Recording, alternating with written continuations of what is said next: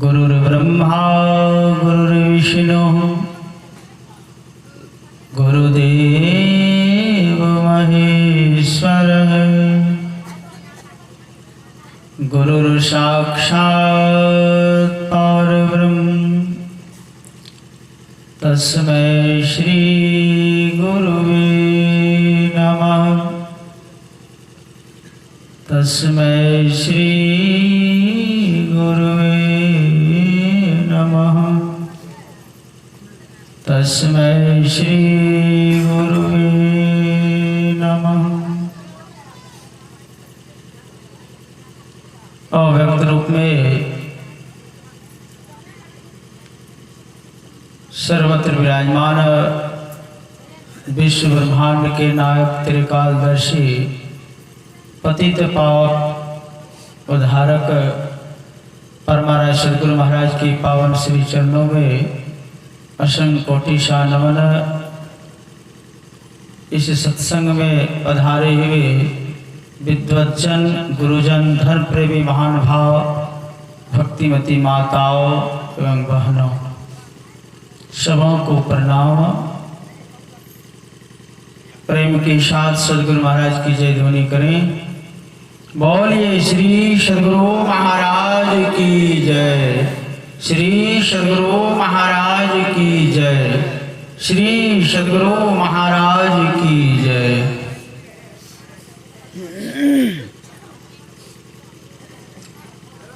अपराह्न कालीन सत्संग में हम लोग भगवान के उपदेश को सुन रहे थे। त्रेता युग में भगवान श्री राम सिंहासन पर आसीन होने के बाद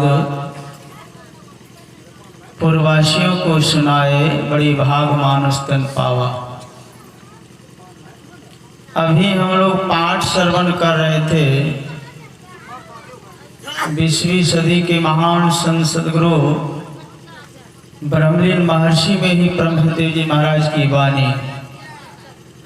दिन बीतत जावे आयु फुटावे भजो भजो प्रभु नाम। अंतिम कड़ी में हम लोग सुन रहे थे पाठ में कि गुरु भेद लो सारा खोलो द्वारा में ही पहुंच प्रभु धाम। शुरू में भजन में सुने हम लोग दिन बीतत जावे आयु फुटावे भजो भजो प्रभु नाम। हम आपका समय बीतता जा रहा है। जब हम आप इस संसार में नहीं थे उस समय भी प्रभु थे। अब हम लोग इस संसार में हैं फिर भी वह प्रभु है। यहाँ पर परमाराज सद्गुरु महाराज की वाणी से स्पष्ट होता है कि इस बीच का जो फासला है, बीच का जो समय है, उस समय में हम आप जो इस संसार में आए हैं समय को व्यर्थ कर रहे हैं। समय हम आप नहीं आए थे उस समय भी प्रभु थे और हम लोग प्रभु के साथ में थे। जब हम लोग आ गए संसार में तो यहाँ पर कहते हैं कि हम लोग का समय बीत रहा है। जिस समय हम लोग प्रभु के साथ में थे ईश्वर अंश जीव अविनाशी चेतन अमल सह सुख राशि, उस समय हम लोग का बीत नहीं रहा था। क्यों? माता पिता के सानिध्य में जो बच्चे रहते हैं उस बच्चे से पैसा नहीं मांगते हैं माता पिता, क्योंकि माँ बाप के साथ में है बेचारा, 1 रुपया कमाता नहीं है, क्या लेंगे। लेकिन वही बेटा एक पैर को आगे करके निकल जाए घर से। जिस दिन से निकलेगा उस दिन से पिताजी गिनती करेंगे, 1 दिन, 2 दिन, 3 दिन, 4 दिन, 5 दिन, 1 महीना समय बीता और जोड़ लेता है दिहाड़ी, है ना, दिहाड़ी जोड़ते हैं। 1 महीने में 1 दिन का मजूरी कितना है उसको जोड़ करके 1 महीने का हिसाब मांगते हैं।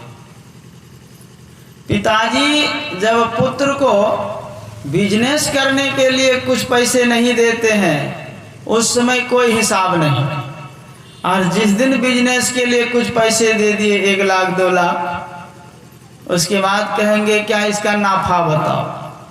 ठीक उसी तरह से यह जीव ईश्वर के अंश हैं, परमात्मा के साथ में थे, उस समय इस जीव से कोई हिसाब नहीं लिया गया। जब वहां से विचर गए, तुम उतरी पड़ो तब माही, पीव निशब्द में, याहिते पड़ गए दूर, चलो निशब्द में। अब वहां पिताजी वहां हिसाब मांगने लग गए। क्षण क्षण पल पल समय सिरावे, नर्तन दुर्लभ फिर नहीं पावे, दिन बीतत जावे आयु खुटावे, भजो भजो प्रभु नाम। क्या तुमने वहां जाकर के प्रभु का नाम लिया? तो हम आप क्या बतलाएंगे? अगर नहीं लिए हैं तो कह देंगे नहीं लिया, कह रे नालायक, तुमको हम भेजे थे वहां प्रभु का नाम लेने के लिए, कमाई करने के लिए, लेकिन तुम्हारा समय जो है ना समाप्त हो गया। गुरु महाराज कहते हैं गुरु भेद लो सारा, खोलो द्वारा, मैं ही पहुंच प्रभु धाम। गुरु महाराज जिस काम के लिए आए संसार में, किस काम के लिए आए हम लोग विचार करें। इस संसार में 84 लाख योनियों में यह मनुष्य शरीर उत्तम शरीर है, उत्तम शरीर मिला हुआ है। तो उत्तम शरीर मिला है तो थोड़ा सा उत्तम काम करने के लिए यहाँ आए हैं। उत्तम शरीर मिला है 84 लाख योनियों में, तो हम लोग का उत्तम काम क्या है? विचार करें। आहार निद्रा भय मिथुनंच समान में तत्पशु भी नराणाम, ज्ञानम नराणाम अधिकम विशेषो ज्ञाने नहीं ना पशु भी समाना। इस संसार में पशु पक्षी भी, कीट पतंग भी आए यहाँ पर, और आकर के उन्होंने क्या काम किया? कौन सा उत्तम काम किए? खाए, सोए, पायखाना किए, बाल बच्चे उत्पन्न किए और जान प्राण की रक्षा किए और शरीर छोड़ दिए। क्या हम आप भी अगर उसी तरह से करेंगे तो हम आपका उत्तम शरीर किस लिए मिला? उत्तम शरीर इसलिए मिला हुआ है उत्तम काम करने के लिए। तो सबसे उत्तम काम क्या करना है? गुरु भेद लो सारा, खोलो द्वारा, मैं ही पहुंचे प्रभु धाम। जहां से आप आए हुए हैं, आया जहां से सैर करने, ये मुसाफिर तू यहाँ था सैर करके लौट जाना, युक्त तुझको फिर वहां सैर करना भूल कर निज घर बनाकर टिक गया। याद कर अपने देश को, परदेश में क्यों भूल गया। गुरु महाराज कहते हैं फिर जन लिपटोरे प्यारे, जग परदेशवा सुख कछु इहवा नाही। विचार कीजिए, यह परदेशवा काल को भेसवा, जोरे आवे दुख पाही। सुधी करो प्यारे हो आपन देश के, जहवा कलेश कछु नाही। इस भजन से भी गुरु महाराज कह रहे हैं सुधी करना है हम लोग को, जहां से हम आए हुए हैं। विचार कीजिए, यह शरीर हम आपका मिला हुआ है, कैसे मिला हुआ है? मैं थोड़ा सा इस चादर का उदाहरण देता हूं। ये जो ओढ़े हुए हैं ये क्या चीज से बना हुआ है? आप लोगों को पता है धागा से बना हुआ है। इस धागा से ये वस्त्र बन करके तैयार हो गया, शरीर में हम इज्जत ढक रहे हैं। इसी वस्त्र को हम खोलते जाएं, ये वस्त्र अस्तित्व खत्म हो जाएगा। लेकिन विचार करें ये धागा कहाँ से आया, तो पता चलेगा कि ये धागा जो है कपास का बनता है और कपास से ये धागा तैयार हो जाता है। अब वो कपास कहाँ से आया, तो कहेंगे कि धरती से जो है ना पौधे के रूप में आया, फल हुआ और उसी से यह बन गया है। तो ये धरती कहाँ से आया, विचार कीजिए थोड़ा सा। ये मिट्टी तत्व धरती कहाँ से आए, तो कहेंगे ये जल से बना हुआ है। ये जल कहाँ से आया, तो कहेंगे ये अग्नि से बना हुआ है। अब कहेंगे ये अग्नि कहाँ से आया, तो कहेंगे हवा से बना हुआ है। अब हवा कहाँ से आया, कहेंगे आकाश से बना हुआ है। अब आकाश कहाँ से आया, विचार कीजिए, तो कहेंगे कि यह ज्योति मंडल से आ गए। और ज्योति मंडल कहाँ से आ गया, तो कहेंगे ये शब्द से आया। तो ये शब्द कहाँ से उत्पन्न हुआ, तो कंप से उत्पन्न हुआ। कंप कहाँ से उत्पन्न हुआ, तो इसी प्रभु की इच्छा से हो गई। विचार कीजिए, अगर विचारणीय बात होगा ना, तो हम आप इसी से जो है ना, ये वस्त्र जो है स्वयं भगवान अवतार ले लिए हैं। किस लिए, ये वस्त्र का क्या काम है, उत्तम काम है कि हम दूसरे के इज्जत को ढक रहे हैं। आज हम लोग भी उत्तम शरीर प्राप्त किए हुए हैं, मनुष्य शरीर। विचार कीजिए किस लिए प्राप्त किए हैं, तो हम लोग कहेंगे पता नहीं हम कहाँ से आ गए। हम आया जहाँ से सैर करने, अब जहाँ से आए हैं उस चीज को हम लोग भूल रहे हैं। कहने का भाव हमारा है कि यह गुरु के शरण में अगर हम आप आ जाएंगे तो हम आप क्या करेंगे। श्री सद्गुरु महाराज की जय। हम लोग गुरु के शरण में आए हुए हैं, यह साक्षात नर रूप में हरि है। ठीक उसी प्रकार हम आप ये जान लें कि यह जीवात्मा कहाँ से आया हुआ है। जब एक वस्त्र का हम जो उदाहरण देते हैं तो ये वस्त्र भी वहीं से बन के आ गया। तो ये जीवात्मा जो है चेतन आत्मा है, यह चेतन कहाँ से आया, इस पर थोड़ा सा उत्तम विचार हम आपको करना पड़ेगा। नहीं तो खा पी करके संसार में समय तो बीत रहा है, समय को कोई नहीं रोक पाएगा। इस समय को रोकने वाले बाली, बेनू, दधीची आए, ऐसे ऐसे जो है ना संसार में आए।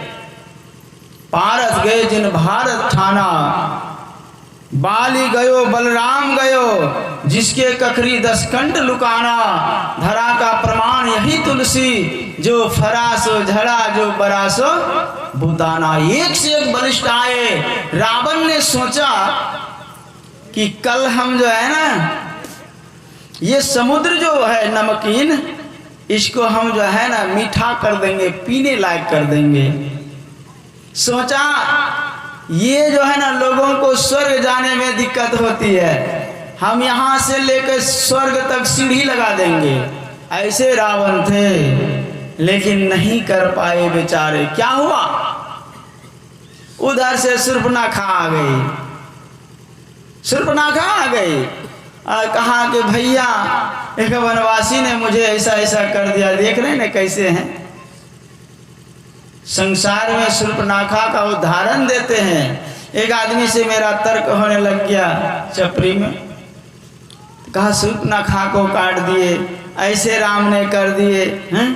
हमने कहा कि ये नाक जो है ना उनका नहीं काटा गया, ये नाक जो है ना हम लोगों का कट जाता है।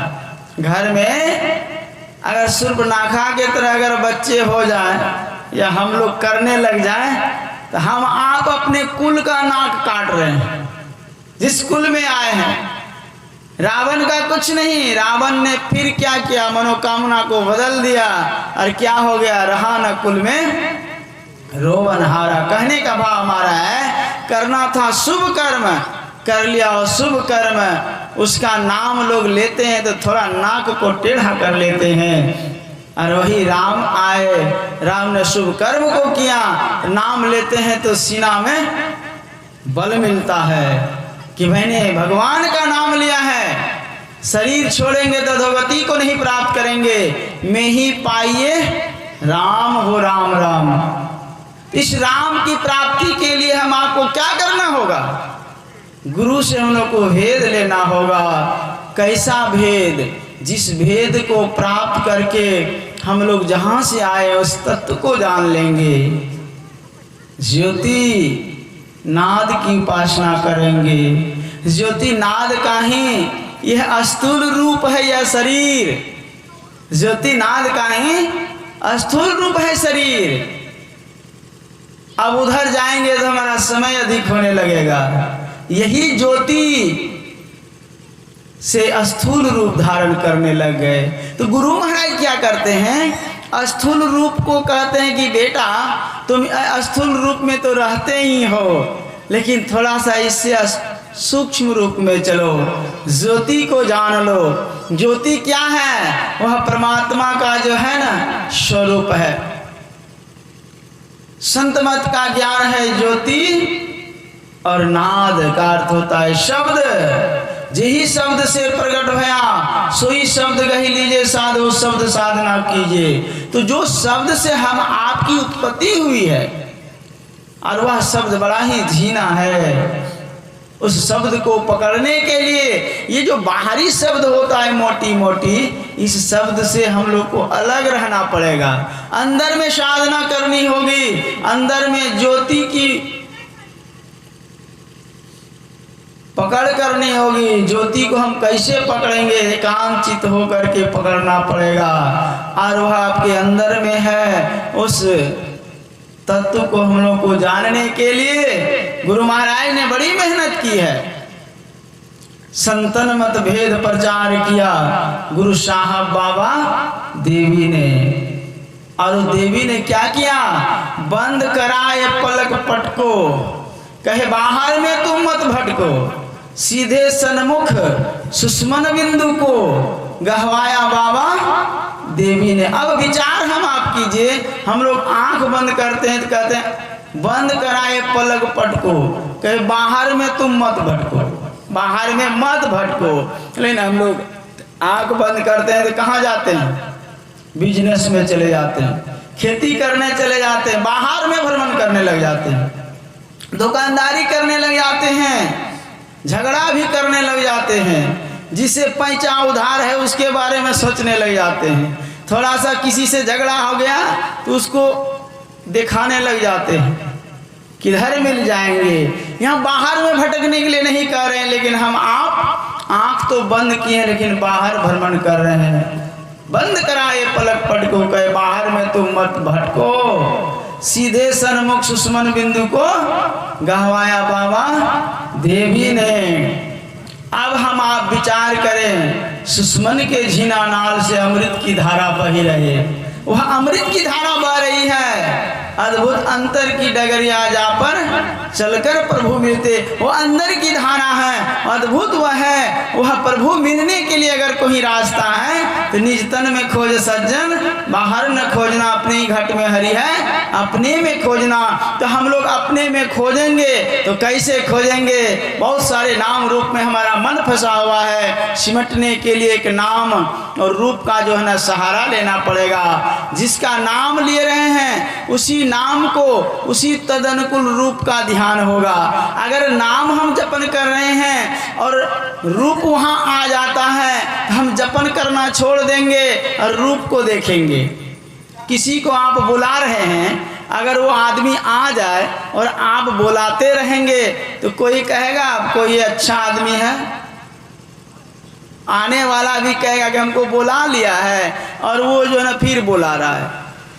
तो जब हम जपन करते हैं नाम का तो जैसे आ गए रूप, जपन करना छोड़ दीजिए। एक बार में हो कि लाख बार में हो, अगर आप संस्कारी हैं तो एक बार अगर पुकार करेंगे तो आपके संस्कार से एक आवाज में वहां चले आएंगे। अगर आ गए तो आप नाम को छोड़ करके रूप का ध्यान में आ जाइए। उस रूप के भी ध्यान को जब आप अपने अंदर में ले आएंगे और हो बहू ले आए, आपका हिल डोल नहीं हुआ। देखिएगा आप आईना को रखे हैं सामने और उसमें अगर यदि परछाई आपकी ठीक ठीक है तब तो ठीक है, अगर नहीं है तब तो अगर हिल डोल हो रहा है तो आप ठीक ठीक से नहीं देख पाएंगे। अगर आप हो बहू उस चीज को ले आए तो उसको भी आप धीरे धीरे छोड़िए। आ गए हैं, अब उसका स्वरूप को देखिए, क्या है इसके अंदर में, सार क्या चीज है, दूध में घी है कि नहीं है। ठीक उसी प्रकार हम सदगुरु के अंदर में जो कहते हैं मुखारविंद का ध्यान करो, जब आप करेंगे तो आपके अंदर में अपनी जो है ना दिखाई पड़ेगा। एक टक से देखेंगे तो आपको देखते देखते वह चीज दिखाई पड़ेगा, जिस चीज को देखने के बाद आपका अंदर आत्मा को खींच लेगा और खींच करके वो अपने में समाहित कर लेगा। और जैसे वो अपने में समाहित कर लेंगे तो आप उसी में विलीन हो जाएंगे, आपको पता भी नहीं चलेगा।